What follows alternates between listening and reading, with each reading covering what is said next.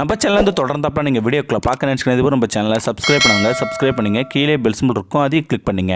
சரி வாங்க நம்ம வீடியோக்குள்ளே போகலாம். வணக்கம் நண்பர்களே. தஞ்சாவூர் மேலவீதி கோட்டை அகலியை சேர்ந்தவர் ராஜா, வயது 29. இவர் பெயிண்டராக கூலி வேலை பார்த்து வருகிறார். இவரது மனைவி புவனேஸ்வரி, வயது 26. இவர்களுக்கு திருமணமாகி 7 ஆண்டுகள் ஆகின்றன.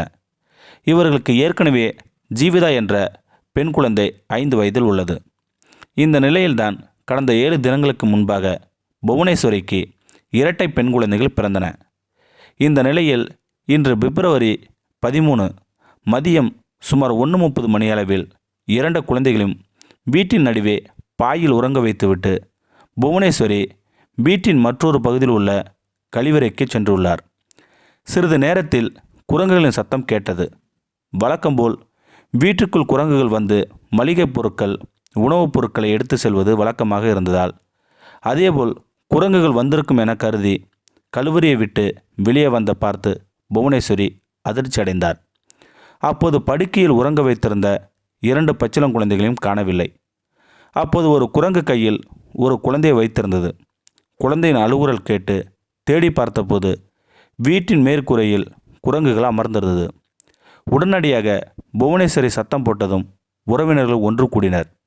பின்னர் எல்லோரும் சத்தம் போட்டதும் குழந்தையை மேற்கூரையிலேயே போட்டுவிட்டு குரங்கு ஓடி சென்று விட்டது.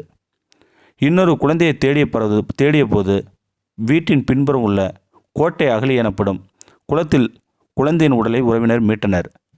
பின்னர் குழந்தையை தஞ்சாவூர் ராசா மிராசுதாரர் மருத்துவமனைக்கு கொண்டு சென்றபோது மருத்துவர்கள் பரிசோதித்த குழந்தை ஏற்கனவே இறந்து விட்டதாக தெரிவித்தார்கள். இதனால் புவனேஸ்வரியும் உறவினர்களும் கதறி அழுதனர். குழந்தையை உயிரிழந்த சம்பவம் அப்பகுதியில் சோகத்தை ஏற்படுத்தியுள்ளது. இது குறித்து தஞ்சாவூர் மேற்கு காவல் நிலைய போலீசார் விசாரித்து வருகின்றனர்.